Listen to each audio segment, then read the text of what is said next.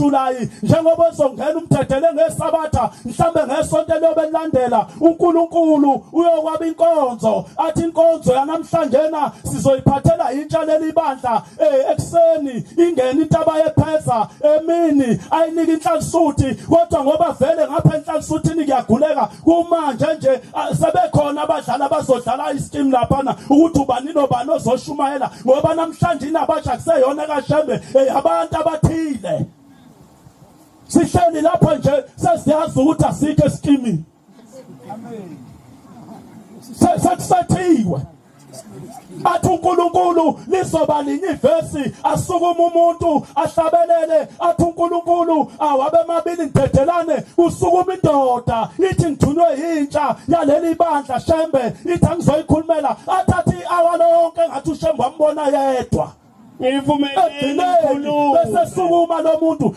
ethi lokhu niphushana nifuna ukuzopheka ibhodweni ngaliphaka nkathe yakhe ninabasha ngivumelene uNkulunkulu ngivumelene phela ngikhuluma lapho sengikhulumile bese msala nyambhinqa maNazaretha uNkulunkulu wasisola bobaba wasisola ngudlungudlu wasisola amakhosazana kanti le mali nisinikeelisayo nishonephi mayithi uNkulunkulu muzwa sentabazwe wakhe umuntu oyedwa ishonephi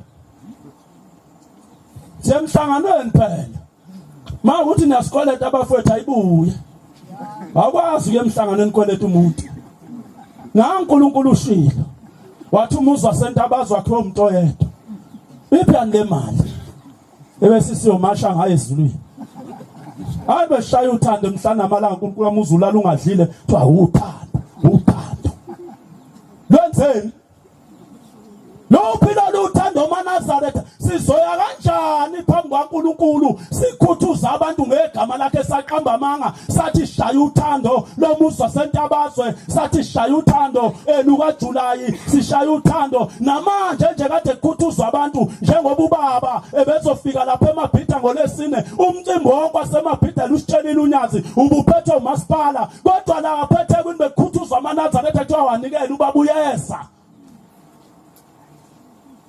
Timothy 6:10 obukhanda imali ngoba lonakele kanjena libandla loniwe imali namhlanje nabantu abagcotshwa esontweni usuyabhekwa ukuthi lona uma simthatha simenza umshumayeli ngabe abantu bayamthanda yini ethempelini unolimo oluhle yini uzokwazi ukufuna imali emakholweni maye endlavini nje akafuneki ngoba ngeke ezwane nalabo abantu abamgcobile uthathwa lona olungileyo abazomfonela ngisho sebathatha umhlala phansi baye emakhaya athi mshumayeli nenze malini athi umshumayeli senza u10,000 athi uyayazi ke account esasiyisebenzisa namhlanje nakunikela iminikelo kuleli bandla ifakwe accountini yendoda ngokuba uthanda imali ngoba uthanda imali kwibanda yakho konke okumbi abanye ngokufisa abanye ofisa basubukile ekholweni basigwaza ngensisi zabo namhlanje na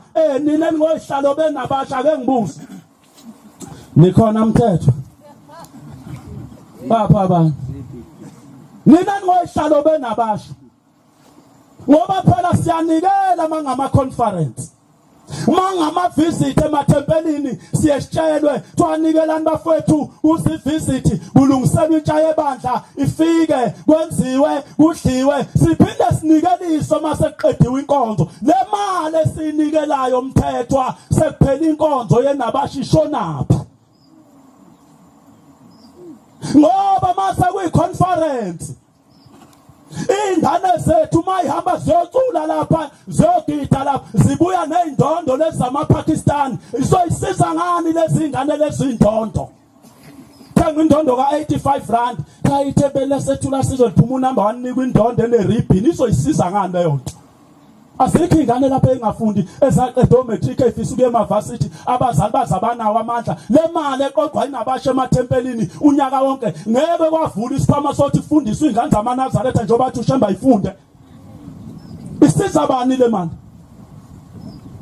uhlangane ngoJulayi kuthiwa khona into enhle esiyoyenzela uShembe siphinde sinikeliswe kanti le mali eyayilokhu iqoqwa ngamavisit idliwe ubani kanti isikhundla silesi esingena promotion walokhu uzinzile nje wena Uwawathinta umthetho kuleli bandla. Ngisho usuna 52. Sokanga umthetho. Bafuna esendakini ukuthi ubomvangeli lokhu uhlela kwinabasho. Bathi kwenziwane esontweni.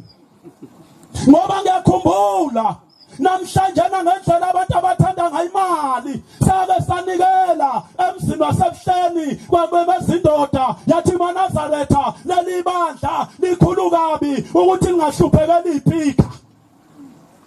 Bathola ikhulu kabi leli bandla ukuthi lingahluphekeli iphika. Awusonke sajabula phela besinemizwa yokuthi masifika emzini kaNkulunkulu sisuke sifuna izwi likaShembe ukuba sizwe lona. Asenendaba nelo baba bethu noma singasabezwanga vele bayabheda kodwa masizwe likaShembe kulungile. Kodwa izwi likaShembe sisuka kude kangaka singalizwe nxa kuthiwa leli bandla kuswela iphika. 4:2 Yeah. Timothy. Shumayela izwi uqinise. Shumayela izwi uqinise. Ngesikhathi esifanele. Ngesikhathi esifanele nangesikhathi esingafanele. Yile dala leli bandla liswela iphika likhulu. Yathi indoda uma singakhipha nje umuntu ngamunye iphepha lihlaza singathola iphika ibiza kabi. Sanikela imali aphelela phansi kwesihlahla somthombothi lapha ebuhleni. Ngagcina kuthiwa sino 150,000 namhlanje iphika lutho esontweni. Kodwa abantu bahamba ngamakhulu amaveni. Bama amakhulu amaveni amangaka esontweni. Yashona phi imali yephika? Mthetho. Ngibuza kini nobini enilapha phambili. Yashona phi imali yephika? Abaningi bayawulandela amanyala. Abaningi bayawulandela amanyala abo. Indlela yeqiniso iyathukwa ngabo. Iyathukwa ngabo namhlanje na. Hayi ukuthi abantu abayithandi nabasho. Bayayithanda. Inkingi nabasho iphethe osikhotheni. Kokufisa imali ngoba bathanda imali kwempahla ngazo. Ngoba bathanda imali. Into ethandwa esontweni imali. Namhlanje esontweni igcwele inkabi. Siyaya nje lapha ebuhleni abantu bazobe bengena emzini kaNkulunkulu bengena nezibhamu ethempelini beyifake naphansi kweNazaretha. Kodwa iNazaretha linesibhamu. Ufuna kwesatshwa yena esontweni ngoba uyadubula. Ma wathi ukhuluma ubuthini wena lapha usebamba inqumo. Namhlanje nesontweni igcwele abantu abathwele seniyagcina. Yakuyanikela enye indoda ngokudla. Umhlangano ubheke entabeni ngonyaka odlule yathi yashoshela iza nokudla enkosini yamaNazaretha unyazi lathi unyalo wezulu umtshelena athatha ukudla wakhe abuyele nakhe emudla. Akukufanele amaNazaretha ubuzothwebula inhlanhla amaNazaretha usibanibani uthwele. Ngaba lapha abathwele esontweni behambe belanda imkhombe bese becasha ngaleli bandla uthi hayi mawusonta kaShembe uwalungisa umsamo nje into zakho ziyaqonda. Kuvela phi kuleli bandla ukuthi makuyocela inkosazana kwakhiwa elokhuzana imbali ngemali. Umthetho kabani? Umthetho kabani othi makiwe esipholi sefanele wakhe imbali ngo200 ngoba uyocela. Umthetho kabani uthi leli bandla mayoxhawula mfowethu esipholi ungawufaki uMnazaretha kanje kabani lento eyenziwayo? Ngoba umthetho walenkolo uthi makiwe esipholi ufaka uMnazaretha nenkosazana ifaka uMnazaretha. Namhlanje esipholi uxhawulana ngamasudi uxhawulana ngamahiya. Uma uye nje neuniform yakhe yama security ayizukuthatha le ngane ngoba unamali ulapholo.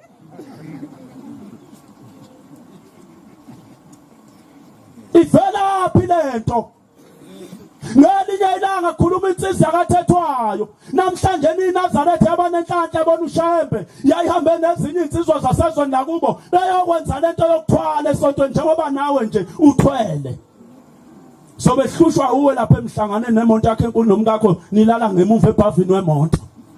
Wala abantu abanemali abafuna ukukhuzwa esontweni. Yibo laba bahlubukile uNkulunkulu mayidiliza amadokodo ngoba khona bese benama subsidi ebuhleni.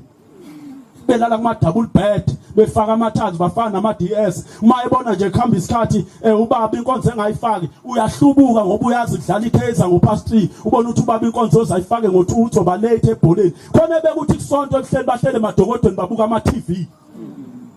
Ngoba kusema kubo. Njengoba umsolile nje uNkulunkulu mayidiliza amadokodo uzongena kanjani emhlanganweni kaJulayi ungavumile ukuthi baba ngakusona.